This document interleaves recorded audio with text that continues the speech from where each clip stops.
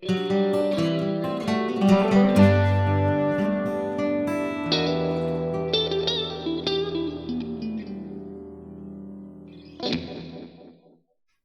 Dave Isaacs with you from NashvilleGuitarGuru.com, and today I want to talk about effective practicing. Most people struggle to find enough time to practice, and then within that it can be challenging to figure out what to practice, how much time to spend on each thing, to know whether you're really using your time effectively, and of course the conclusion that many people end up coming to is that they must not be because they feel like they're not seeing improvement. There are a couple of important ideas, though, that will really help you make your practicing time more effective and more powerful. And it starts with the idea of recognizing that there really is a lot to keep track of when you learn a new song. Think of all the different elements involved in playing anything. There's knowing what you're supposed to play, what chord, what note. And if you don't know the name of it, at least knowing where it's located, knowing how to get to the next thing, being confident that you can get to the next thing, knowing that you're landing with the right finger, at the right time, striking the right string, if you're picking, whether you want a down or an upstroke, if you're playing fingerstyle, which finger to use. Then there's the musical side of it, and maybe you're trying to play and sing at the same time. There really is a lot to manage, and so if you find that you're tripping over things repeatedly, then the first thing you need to do is just take a closer look and figure out what it is you're actually missing.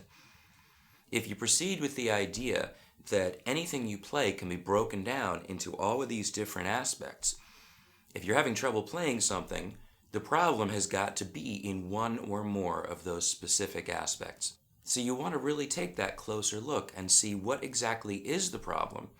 Once you've identified that, you can zero in on the specific issue. Maybe it's not knowing which finger you're using or being inconsistent. Maybe your fingering isn't accurate and you need to take a look at how you're getting from point A to point B. Maybe you haven't thought about your picking hand and there's an aspect of what's going on over here that's making things fuzzy and you don't even realize it. Now, this kind of practice, this sort of very focused attention to very specific technical details, should be a part of the time that you put in your practicing, though, because if all you do is work with that kind of laser focus, you never integrate those bits and pieces you're practicing into the whole. So there's an overall process that goes on where you identify your specific problems and then you work to integrate, as you solve those problems, that spot into the overall flow of the song.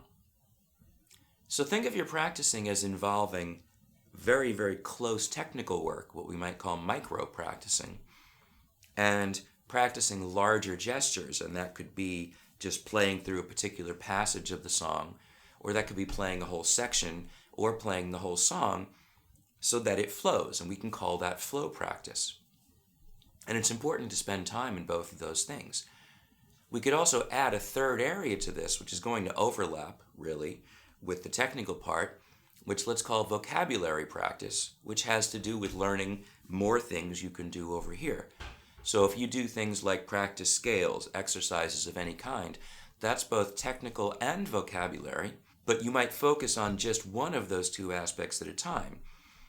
The vocabulary part is knowing when I'm playing a C major scale and where those notes are located. The technique part is being sure that I can play that scale and that my fingers are going to go where I want them to. The flow part is knowing that I can do that smoothly without having to think about the individual pieces. Now you might be saying, well, how do I get that flow when I'm busy thinking about individual pieces? The answer is, number one, that you do over time work to integrate those little pieces into the larger flow. But when it comes to working within a single practice session, those two areas of work are likely to be on two different songs. A song that's newer to you, you're going to be more focused on learning the what and the where and the specific how of making sure that your technique is accurate. A song you've been playing for longer may still have trouble spots that you have to do micro spot work on. But since you're more familiar with it, you're also at this point going to be really working on performing the song. So you could think of the process as being like this. You pick out the material, which is part of vocabulary. You learn where the notes are and what they are, which is part of vocabulary. You do the micro spot work to make sure that your hands can go where you need them to go on command, which is technique. And then as you learn that and become more and more familiar, you practice the flow of more of the song until you can get all the way through without any basic mistakes, and then refine the performance to make sure that it's dynamic and exciting and that everything is speaking the way that you really want it to. That means, likely, going back and doing more micro spot work as you polish things, but the more familiar you are with the song, the easier that micro work should be to do.